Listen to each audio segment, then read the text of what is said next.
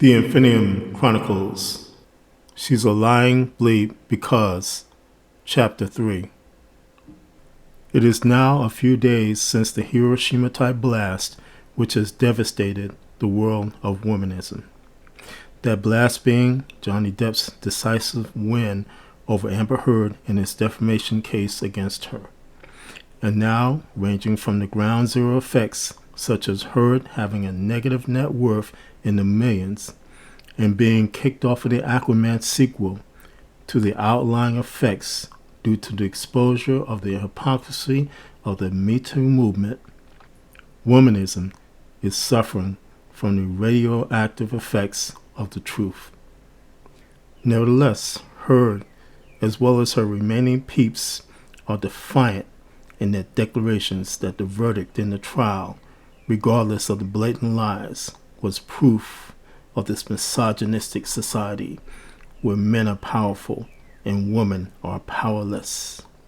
But unsurprisingly, there is also a segment of womanism which is now coming out of the woodwork, who are declaring that they were duped by her and are now embarrassed by her lies.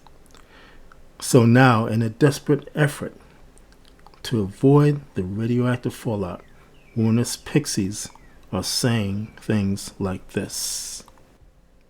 When the allegations against Depp first came out years ago, my knee-jerk reaction was to believe them. The Me Too movement was in full swing, and it felt like part of a much-needed house cleaning in the entertainment industry. I wasn't a Depp fan. I read a few articles and couldn't imagine why someone would make up those stories of abuse, especially someone who donated their multi-million-dollar divorce settlement to charity. And then I watched the trial and saw the evidence and listened to a litany of easily disprovable lies coming from Amber Heard. And my heart sank. I'd been duped, along with millions of others. The evidence and the data made it blatantly clear that she hadn't donated her settlement and hadn't suffered the horrific abuse that she claimed. And unlike Bill Cosby and Harvey Weinstein, there weren't any corroborating authentic Me Too voices to back up her story. And then it came out that Heard had a documented domestic violence record that she'd fought hard to hide and deny. I'm ashamed that I believed her so quickly. I feel conned, and I know I'm not alone in that feeling. My brothers, she's a lying bleep because, number one, the Me Too movement was specifically designed to unfairly target men for the purpose of draining their resources and destroying them. It wasn't about household cleaning at all. It was about the unconditional notion that all men are guilty in the eyes of the feminist plantation state. Number two, this pixie was not duped at all, because if she, like other womanists, had any backbone, they would have looked into what Heard was doing to Depp and would have called her out for doing so. However, because of the ideology of womanism and its straight-jacket groupthink notions, womanist pixies will not speak out because they would rather conform to groupthink than to do what's right.